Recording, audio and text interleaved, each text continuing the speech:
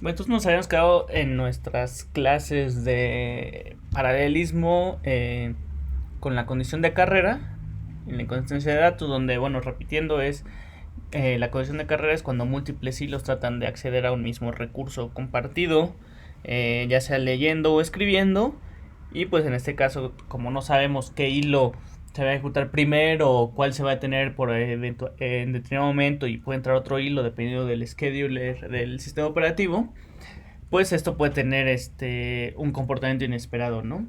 Es decir, los valores que en por ejemplo, en este recurso, si fuera una variable, pues puede ser diferentes a lo que esperamos, ¿no? ¿Por qué? Pues porque algunos hilos entran, escriben y otros escriben en otro momento, y si estoy acumulando, pues uno puede acumular primero y luego otro, y bueno, es un relajo, ¿no? Entonces, pues hay que tener cuidado con esto. Nuestro modelo que vamos a ver y que vamos a estar utilizando, y de hecho es el modelo que utiliza OpenMP, como les dije en el video de OpenMP, es el modelo de memoria compartida, eh, que se le conoce por sus siglas PRAM, donde PRAM significa Parallel Random Access Machine. Y pues es un modelo abstracto para que nos permite diseñar algoritmos y diseñar estrategias para tratar el paralelismo de manera abstracta, ¿no?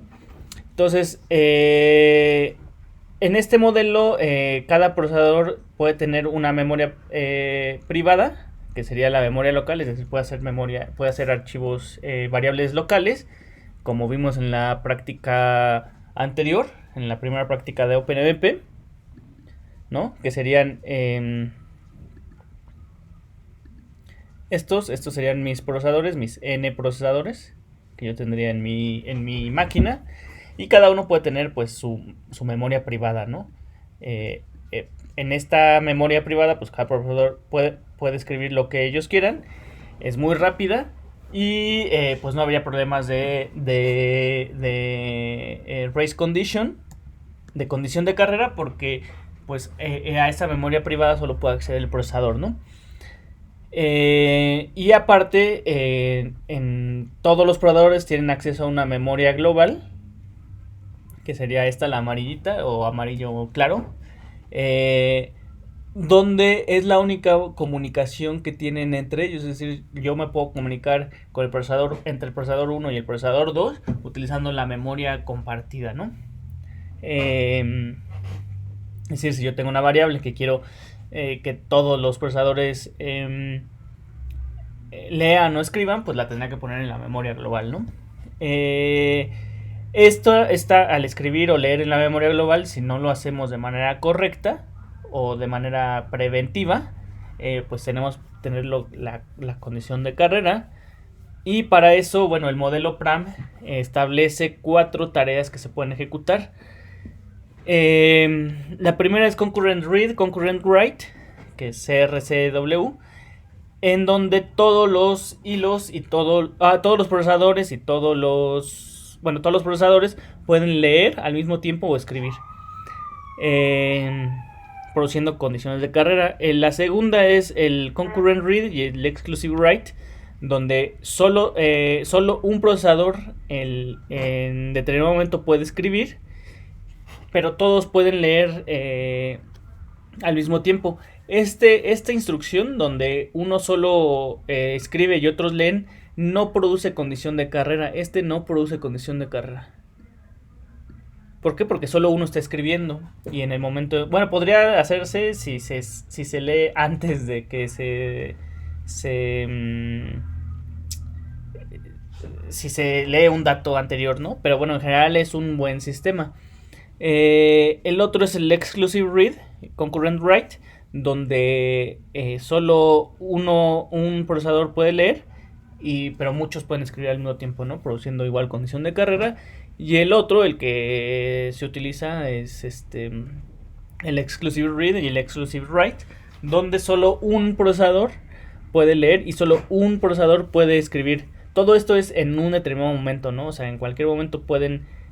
o sea, si yo uso, por ejemplo, esta instrucción, un procesador puede escribir y puede leer en cierto momento, y puedes soltar la puedes soltar como la exclusividad de esa variable, y entonces el procesador 2 podría tener acceso a variable exclusivamente y los otros proveedores se separarían, ¿no?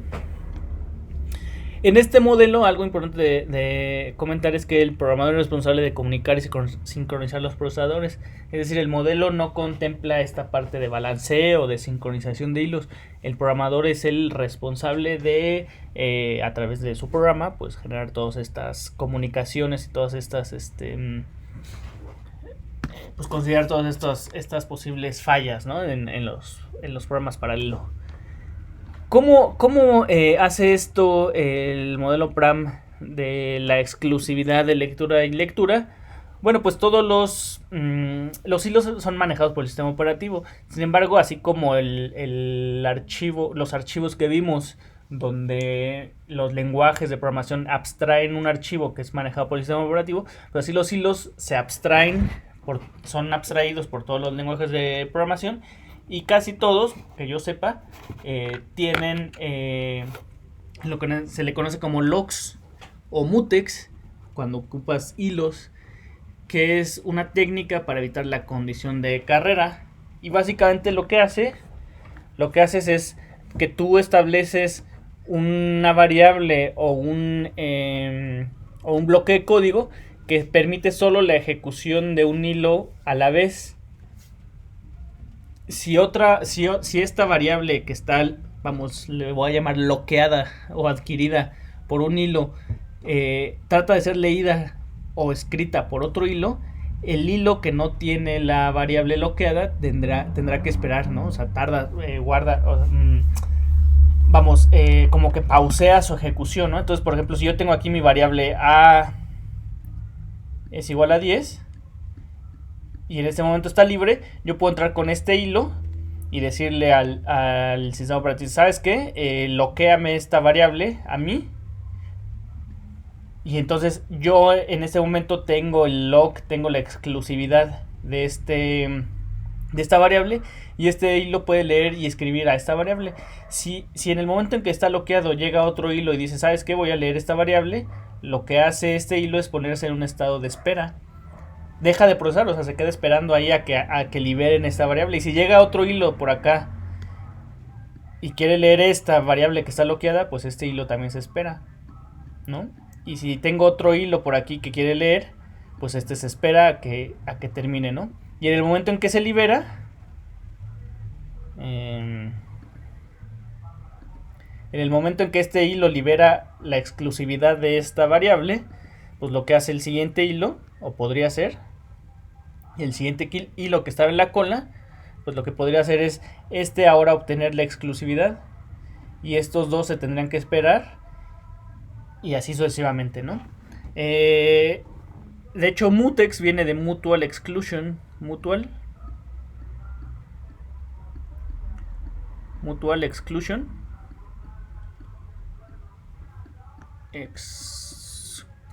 Bueno, hay mutual exclusion, que significa exclusividad mutua, que quiere decir que solo un hilo a la vez puede leer o escribir, ¿no? Es importante que este hilo, una vez que adquiere la exclusividad de la variable o del código o del bloque de código, pues la suelte, ¿no? O sea, realice la exclusividad para que otros puedan acceder, ¿no? Si no, pues solo ese hilo podrá acceder, y pues si es una variable global y necesito comunicarme con ella, pues no se va a poder, ¿no? ¿Por qué? Porque el hilo tiene la exclusividad. Esto evita la condición de carrera, y dirán, bueno, pues ya, o sea, ya la hice, ¿no? O sea, programo y solo meto mis mutex en todas las variables, y pues ya me quito de broncas, ¿no? Sin embargo, hay que tener cuidado porque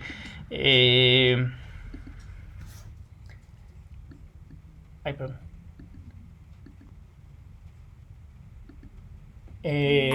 Estos logs, si no se usan adecuadamente, pues pueden generar cuellos de botella. Es decir, si yo tengo un hilo por aquí,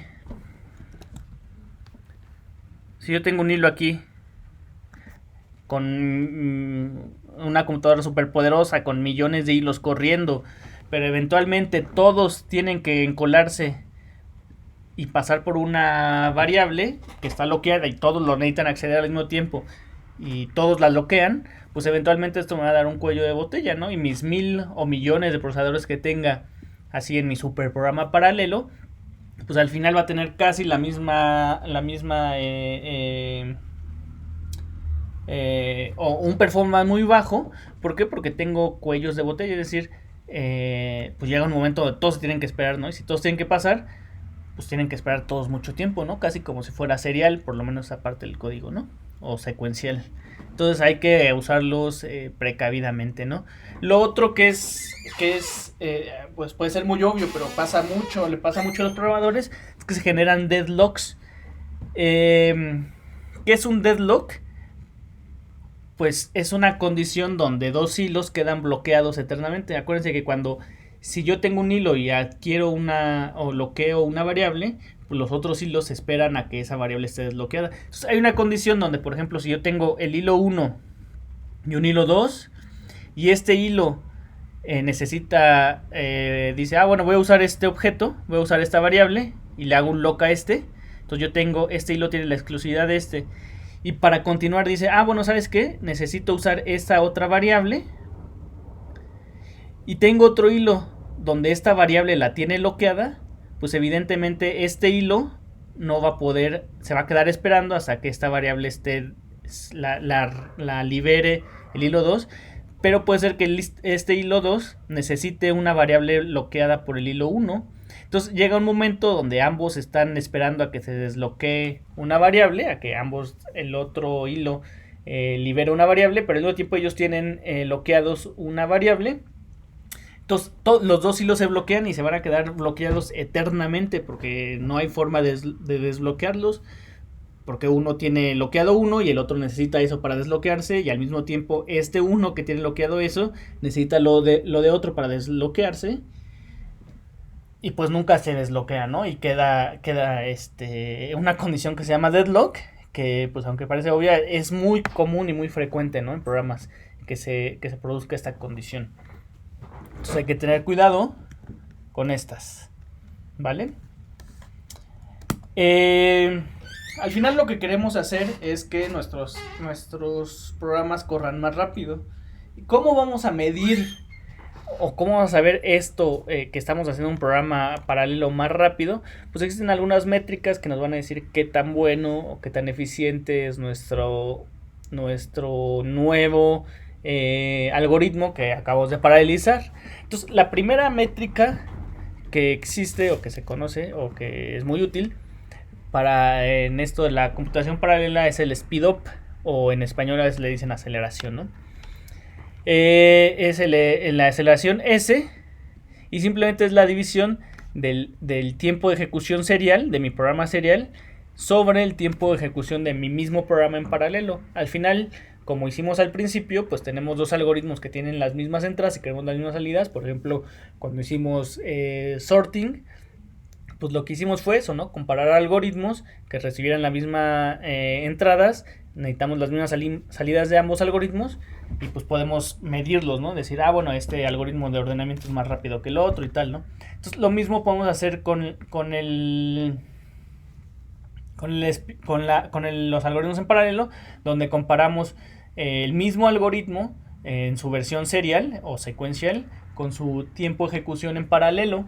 Entonces, si hacemos la división, pues eso nos va a decir qué tan rápido fue, ¿no? Entonces pues si tenemos que en serial fue 1 segundo y en paralelo fue 0.2 segundos, pues eso me va a dar 5. Quiere decir que mi ejecución paralela fue 5 veces más rápido que mi ejecución serial, ¿no? Sería bueno.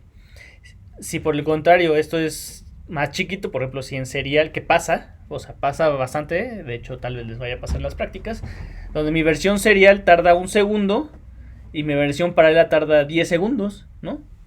Eso quiere decir que el speed up fue de 0.1, quiere decir que corre más lento en paralelo que en serial. Entonces quiere decir que tal vez estoy haciendo mal o estoy planteando mal mi diseño en paralelo, ¿no?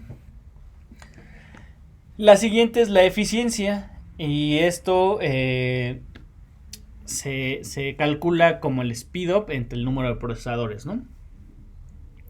Y bueno, si sustituye la S con el tiempo de ejecución en serie y en paralelo, pues me da esta fórmula que es el tiempo serial entre el tiempo en paralelo por el número de procesadores, ¿no?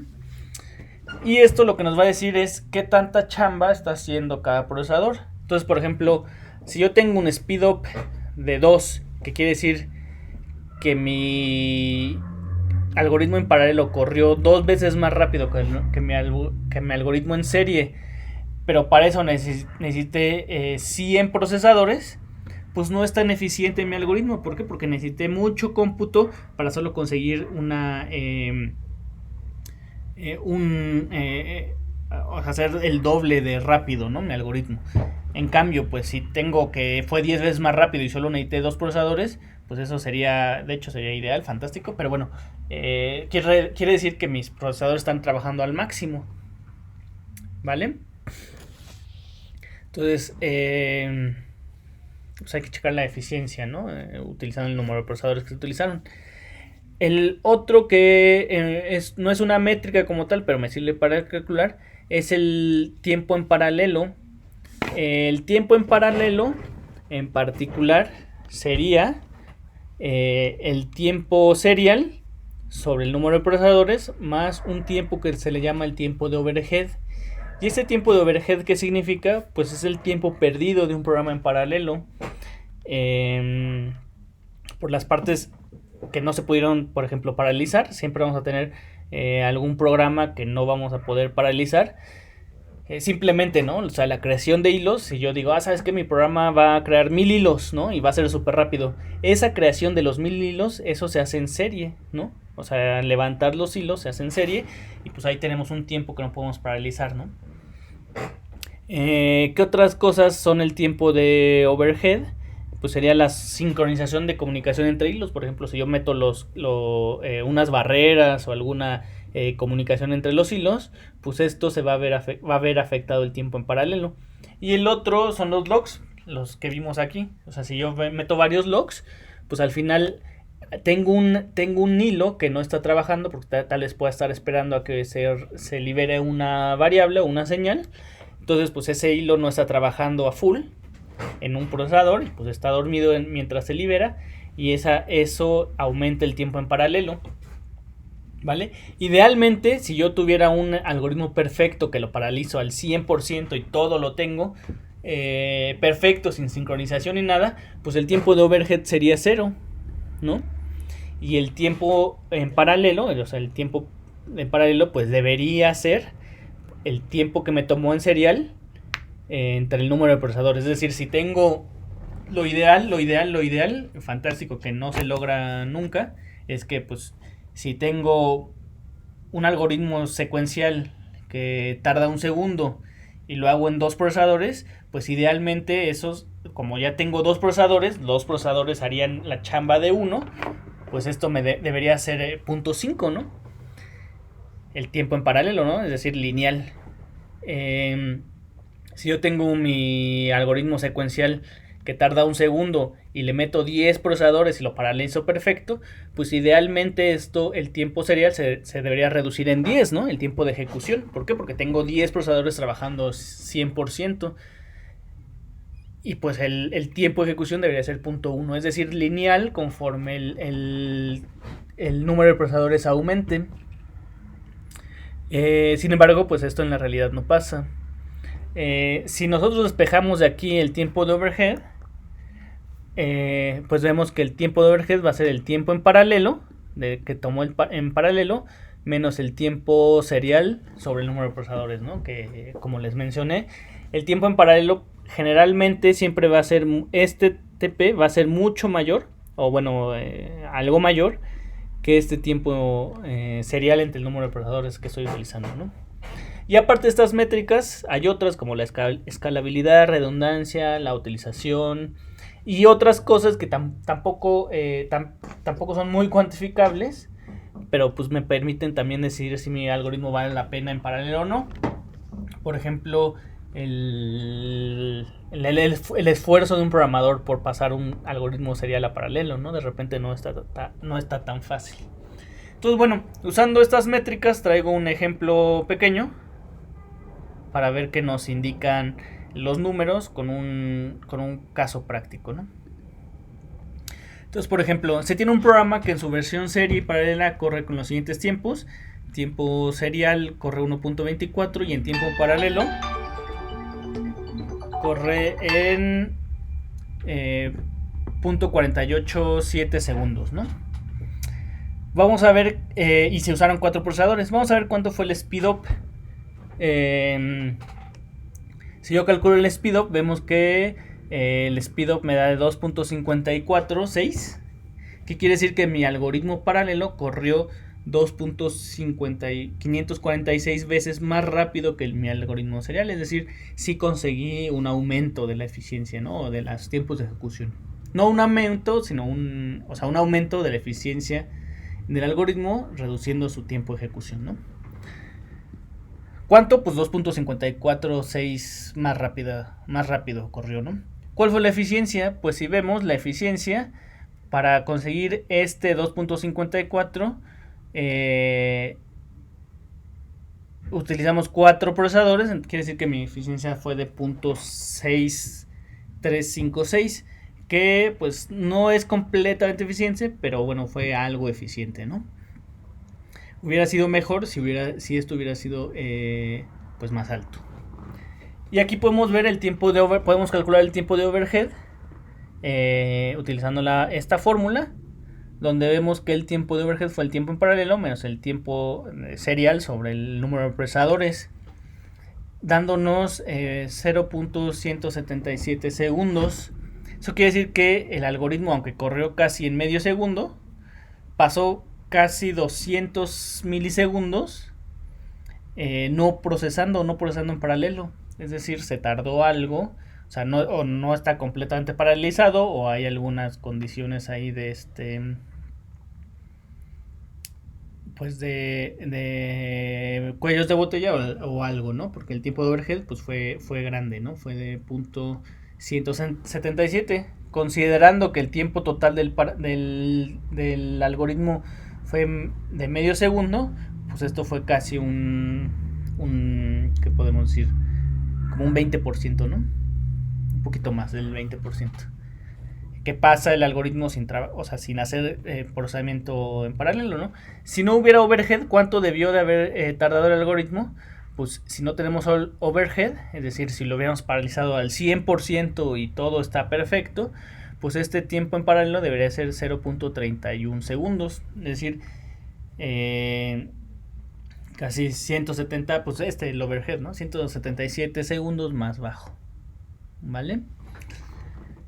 Entonces, bueno, para sus prácticas que van a entregar, pues necesito que calculen el speedup, la eficiencia y el tiempo de overhead que arrojan los algoritmos y me digan qué tan bueno es o qué tan malo es, ¿vale?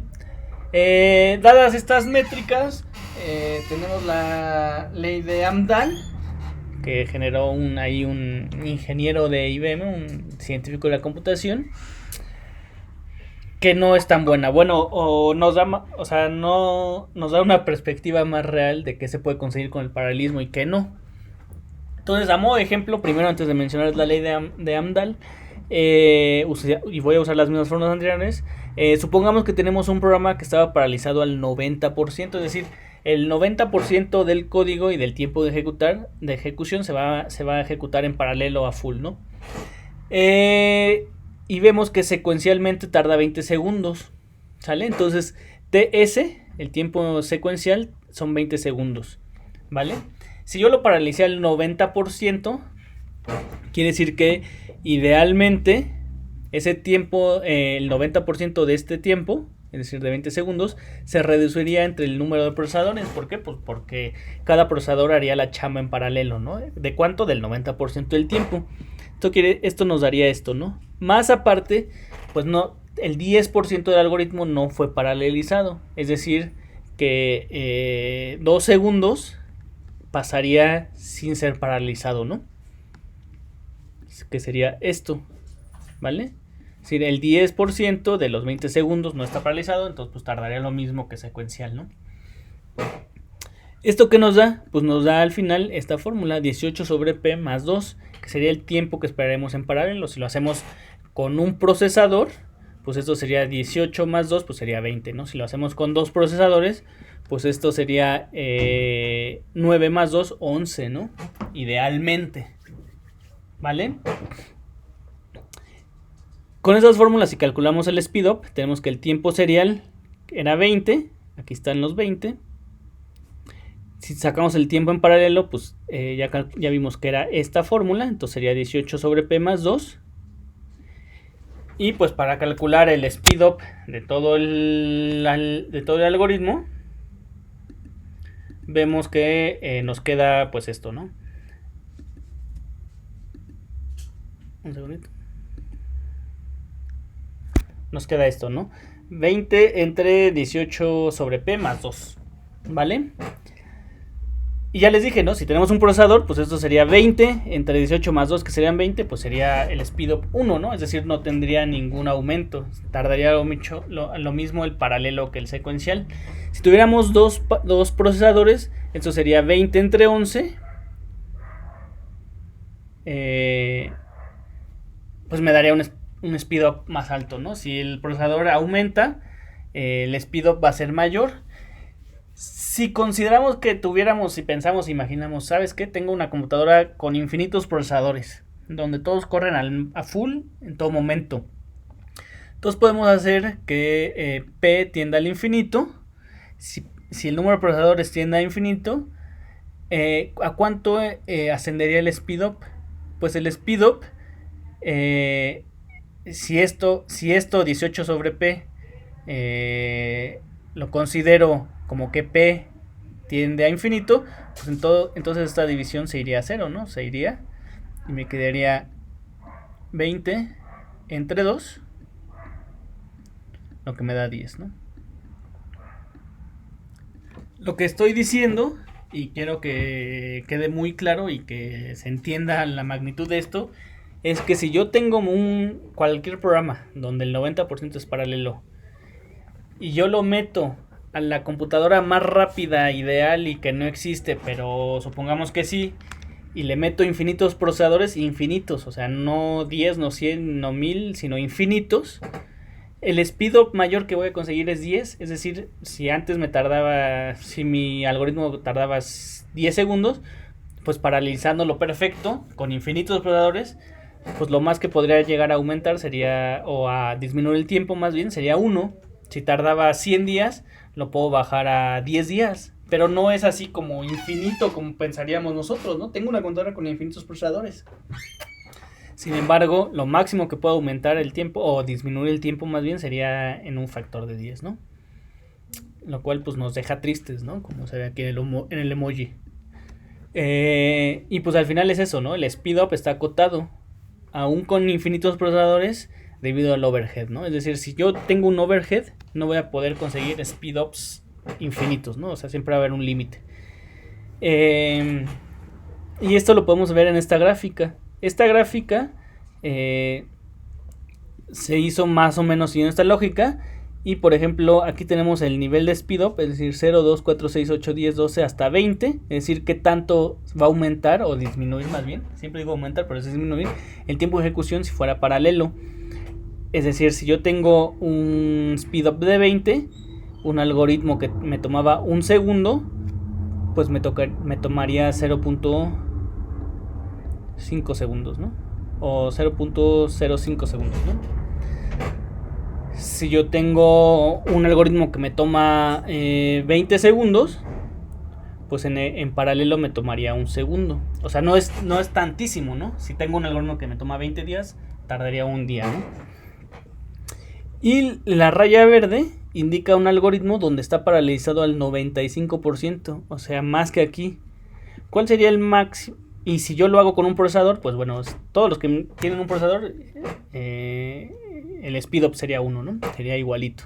Si yo tengo 2, el speedup crece. Si tengo 4, si tengo 8 procesadores crece. Si tengo 16 crece.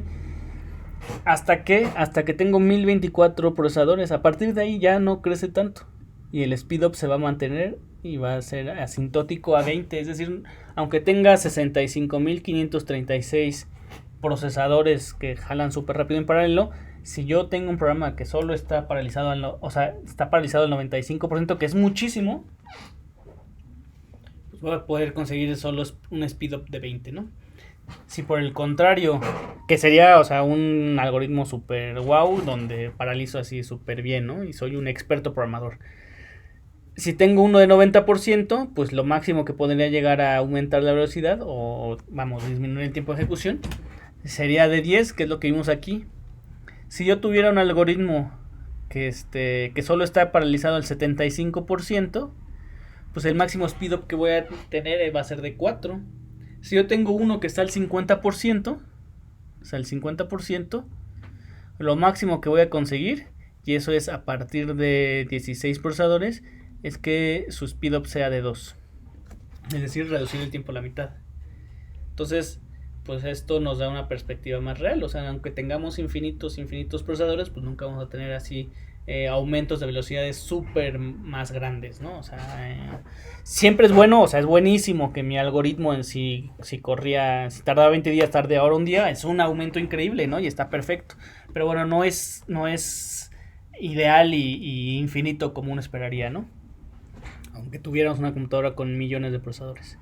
Y bueno, al final la ley de Amdahl es esto, el speed up límite sería, aquí el speed up límite sería 1 sobre 1 menos la proporción de código que es paralelizado, ¿no? Por ejemplo, en nuestro caso, en este ejemplo, la parte paralizada corresponde al 0.9% o 0.9 del programa, es decir, el 90%. Entonces, si ponemos aquí esto, sería 1 entre 1 menos 0.9, nos daría 1 entre 0.1, que nos da un límite del speedup de 10, ¿no? Entonces, de nuevo, ¿no? O sea, es muy bueno. Si consigo que mi algoritmo corra 20 veces más rápido, es increíble, está súper bien, buenísimo. Pero no, aunque tenga infinitos procesadores, no van a ser infinito, ¿no? Hay otro concepto en paralelismo que se llama la granularidad, que se refiere un poco al nivel o detalle en que se realiza el paralelismo. Y esto viene dado por el componente mínimo del sistema que se puede ejecutar en paralelo. Es decir, o sea, si yo quiero paralizar cada instrucción, o digamos un ciclo for, o digamos toda esta función la voy a paralizar que tiene más código, o a qué nivel voy a ir a paralizar, ¿no? Entre más fino sea la granularidad, más hilos va a haber, y pues por ende más sincronización. Es decir, si yo agarro un programa que tiene 10 instrucciones y digo, bueno, cada instrucción en un hilo, pues eso habla de una granularidad fina de paralelismo, donde pues cada hilo, como corre cada instrucción del programa, pues necesitan comunicarse para que para pues poder ejecutar el programa, ¿no? Sin embargo, si yo tengo ese mismo programa y digo, ¿sabes qué? Estas 5 instrucciones las voy a meter en un hilo y estas 5 en otras, bueno, pues podemos hablar de una granularidad mayor hasta llegar a una granularidad gruesa, donde podemos decir inclusive, ¿sabes qué? Ya tengo mi programa con mis 10 instrucciones, ejecuta un programa aquí y ejecuta el mismo programa, o sea, dale doble clic de nuevo y ejecútalo al mismo tiempo en la computadora, y agarra otra computadora que tenga otros 2 núcleos y ejecuta ahí los dos programas, y pues tengo 4 programas en paralelo de ejecución, pero en realidad no está a nivel de instrucción, está a nivel de programa, ¿no? Entonces hablaríamos de una granularidad súper gruesa, ¿no? O sea, muy gruesa, que sí se hace, ¿no? O sea, la tendencia ahorita es que en los servidores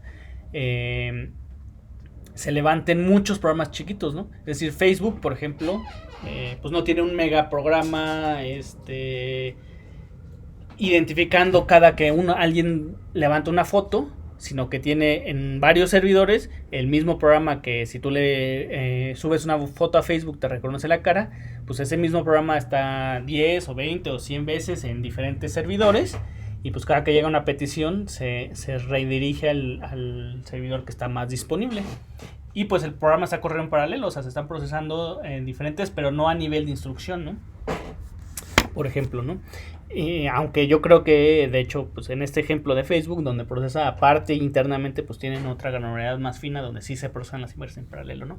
Entonces, bueno, con la imagen podemos ver aquí el nivel de paralelismo, el nivel de granularidad, que es una granularidad gruesa, esa es una granularidad fina. Por ejemplo, tenemos un programa donde tenemos la tarea A, tarea B y tarea C ejecutándose en paralelo. Pero bueno, estas a su vez tienen pues mucho más código, ¿no? Esta sería una granularidad más gruesa. ¿Por qué? Porque tiene más instrucciones. Es decir, no estoy llegando a un detalle muy abajo donde una instrucción la paralizo, ¿no? Y de ahí, por ejemplo, esta tarea pues tiene 1, 2 y 3 subtareas que tal vez tengan menos código, tengan menos sincronización o mucha más sincronización porque es menos código, y pues tendríamos mucho más nivel de granularidad, ¿no? Hasta llegar, por ejemplo, a la subtarea B, que tiene 3 loops, ¿vale? Donde se ejecutarían en 3 hilos, y ya un loop pues son poquitas instrucciones, como lo que hemos venido haciendo en las prácticas, donde, bueno, las prácticas de laboratorio, que tiene una granularidad muy fina, ¿no? ¿Vale? Y bueno, pues llegando al último tema del video de hoy, es el diseño de algoritmos en paralelo, y que es pues como les decía en el video anterior, para mí esto de diseñar algoritmos en paralelo es un arte, ¿no? O sea, tú puedes tener toda la teoría y la práctica, pero pues si no tienes ese feeling donde dices, bueno, pues aquí en lugar de meter este hilo voy a meter este, y bueno, mejor voy a partir la imagen de esta forma para que se paralice más rápido, pues no vas a conseguir vas a conseguir un paralelismo y tal vez una eficiencia buena, pero no una mayor, ¿no? Que te da la experiencia y pues en general la creatividad del diseño de los algoritmos en paralelo. O sea, sí hay que pensarle bastante, ¿no? Para tener algoritmos muy, muy eficientes. Para empezar, pues decirles eso, que les acabo de comentar, no hay una solución exacta o recetas, ¿no? Depende completamente del problema que estoy atacando, del algoritmo que voy a atacar, otros factores que yo quiera considerar, por ejemplo la escalabilidad, el hardware, si esto va a correr en un GPU, en un CPU, o en un servidor, o en un celular, o en un sistema embebido. Son factores que tenemos que pensar durante el diseño de los algoritmos. Y bueno, aparte se requiere creatividad, ¿no? A veces el algoritmo secuencial, pues si está así como secuencial y yo nada más lo quiero meter en hilos, no sea muy conveniente. Tal vez haya realmente que hacer un nuevo algoritmo, ¿no? Que funcione mejor en paralelo, ¿no? Entonces sí requiere pues mucha chamba y mucha experiencia, ¿no? Pero bueno, aunque no haya recetas y no haya soluciones exactas, hay una metodología sugerida que se le llama el PCAM para el diseño de algoritmos en paralelo, que consta de 4, es un método que consta de 4 etapas para que si tú te dan un problema y lo quieres paralizar, pues lo vayas haciendo de manera metodológica, ¿no? Y usando pues, una guía y tomando en consideración ciertas cosas que algunos expertos ya estudiaron, ¿no? Entonces, ¿cuáles son las 4 partes del modelo PCAM? La primera es la partición, donde pues lo que hay que hacer es pues descomponer todo nuestro algoritmo, ¿no? En las operaciones de nuestros algoritmos, nuestras instrucciones y los datos, descomponerlos en pequeñas tareas que puedan ser paralizables, ¿no? Es decir, nosotros agarramos y vemos nuestro problema y decimos, bueno, esta parte se puede paralizar, esta parte se puede paralizar, esta parte se puede paralizar. Y aparte, pues como hemos hecho, pues los datos, bueno, tengo este arreglo de 1000 elementos, tengo 4 hilos, bueno, pues los primeros 250 y luego que agarre otro hilo que agarre otros 250 y luego otros 250 y otros 250, ¿no? Entonces, bueno, la primera parte de este modelo, pues es eso, ¿no? Agarrar nuestro algoritmo, agarrar nuestras funciones y agarrar nuestros datos y partirlas para ver cómo se pueden descomponer en pequeñas tareas, ¿no? En segundo lugar, es la comunicación. Y aquí hay que definir la comunicación y las estructuras para sincronizar las tareas. A veces tal vez un arreglo, tal vez si venía una lista ligada, nuestros datos no sean tan convenientes, tal vez haya que pasarlas primero, decir, bueno, sabes que me conviene mejor que venga un arreglo, entonces antes de iniciar la parte paralela, porque va a ser mucho más rápido, pues va a pasar esa lista ligada a un arreglo, ¿no? O decir, bueno, estas variables son globales, entonces necesito que todas se comuniquen, todos los hilos tengan comunicación con ellas. Bueno, las defino como globales, ¿no? Y estas, pues mejor locales, porque evito comunicación y gasto menos tiempo en eso, ¿no? En logs y tal, ¿no? Entonces, bueno, esta segunda fase es la comunicación. Hay que definir esto entre cómo se van a comunicar las particiones que hicimos en la etapa anterior. Y en tercer lugar, pues hay que llegar a una fase de aglomeración, donde aquí lo que hay que hacer es revisar si estas particiones son las mejores particiones o si se reúnen, ¿no? Se reúnen en una tarea mayor, ¿no? Ya sea porque la comunicación sea sea muy frecuente y tal vez aumente el tiempo paralelo, que si lo hago con unas particiones más grandes, ¿no? Donde se comuniquen menos. Aquí también se empiezan a ver los detalles de requerimientos del algoritmo y de implementación. Y al final la última fase es una fase de mapeo, donde ahora sí considero mi hardware, considero que va a trabajar en un celular, o que va a trabajar en una Raspberry, o que va a trabajar tal vez en un microcontrolador con 2 procesadores nada más. Y ahora sí, cada tarea que yo ya tenía aglomerada, pues la paso y le digo, bueno, esa tarea va a trabajar en ese procesador, y eso en este procesador, y eso en este procesador, y tal, ¿no? Con la idea de disminuir los costos de comunicación. Tal vez si tengo más tareas que procesadores, pues voy a tener que empezar a meter varias tareas en un mismo procesador, entonces voy a tener que meter cierto tipo de sincronía para que pues se ejecuten de manera adecuada, ¿no? Pues cada uno de estos etapas las vamos a ver un poquito más a detalle, aunque bueno, esto como les digo es todo un tema, ¿no? Y se requiere mucha experiencia y conocimiento sobre el tema, ¿no? Entonces, bueno, la primera parte es la partición, y básicamente es eso que les acabo de mencionar, es buscar qué se puede paralizar, ¿no? Podemos hablar de 2 tipos de particiones. La primera se le llama descomposición de dominio, donde los datos a procesar se dividen en pedazos del mismo tamaño, que es lo que hemos estado haciendo en las prácticas. Es decir, tenemos un arreglo de 1000 elementos, sabemos que tenemos 2 hilos. Bueno, pues que el primer hilo procese los primeros 500 elementos, y el segundo hilo que procede de los 500 al 1000, ¿no? Entonces, al dividir los datos, lo que estamos haciendo es una descomposición de dominio. Lo que se sugiere siempre es que los datos a procesar sean en pedazos del mismo tamaño. Es decir, no darle a un hilo que procese 10 y al otro hilo darle 9999, ¿no? ¿Por qué? Porque pues en ese caso seguramente, depende completamente del programa, ¿no? Pero seguramente mi hilo que procesó 10 va a tener que esperar al que está procesando 9999, porque la siguiente etapa pues necesitan los datos procesados, ¿no? La siguiente tipo de partición es la descomposición funcional, donde yo lo que hago es pues tomar mi programa, ver las instrucciones y dividirlas en tareas que puedan llevarse a cabo de manera paralela, ¿no? Un poco como lo que hice en Python, donde tenía un programa con 3 botones, uno aumentaba y el otro hacía una cuenta súper rápida y el otro pues hacía otra cosa, ¿no? Entonces en lugar de ahí de estar dividiendo los datos, lo que hago es dividir en las instrucciones de mi programa, y veo qué instrucciones o qué conjunto de instrucciones pueden ejecutarse en paralelo junto con otras en paralelo, ¿no? Ojo, aquí en esta primera aproximación, en esta primera etapa, no se toma en cuenta el número de unidades de procesamiento. Es decir, yo saco, aunque vaya a usar una computadora con 4, lo que es recomendable es ahorita no pensar en eso, sino ver qué es lo que se puede paralizar, ¿no? No sin considerar como de manera abstracta ahorita, sin tomar en cuenta el hardware, ¿no? La siguiente es la comunicación, y básicamente es eso, ¿no? Es definir cómo se van a comunicar y sincronizar las diferentes tareas, ¿no? Tomen en cuenta que la comunicación entre hilos siempre involucra un overhead. Si es local, el overhead es muy chiquito, es decir, si él trabaja con variables locales, no hay tantos problemas, o en una localidad, digamos, cercana, ¿no? Es decir, si yo tengo aquí varios procesadores o varios hilos procesando estos datos, si se comunican con otros hilos que están cerca de él, pues podría ser mucho más rápido que si este se tiene que comunicar con este de hasta acá, ¿no?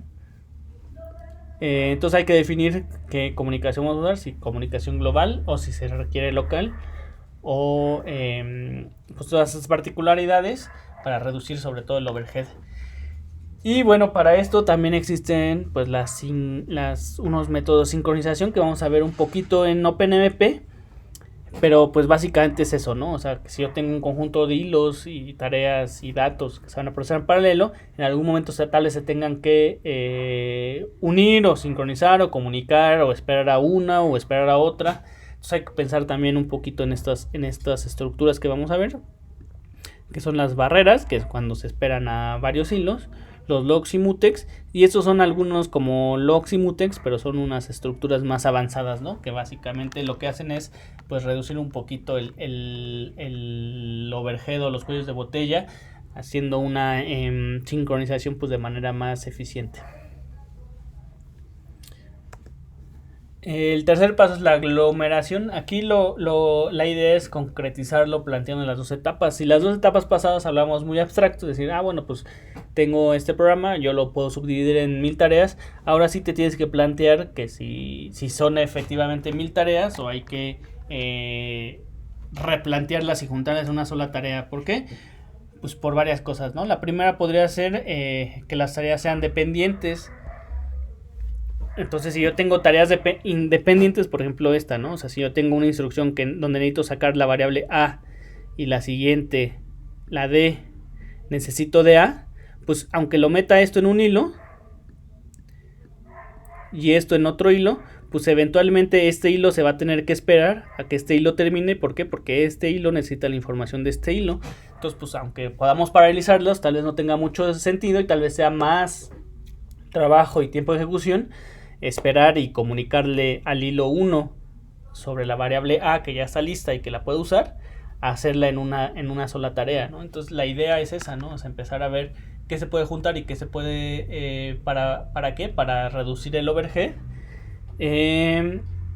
o en su caso subdividir tareas para echar más procesadores, ¿no?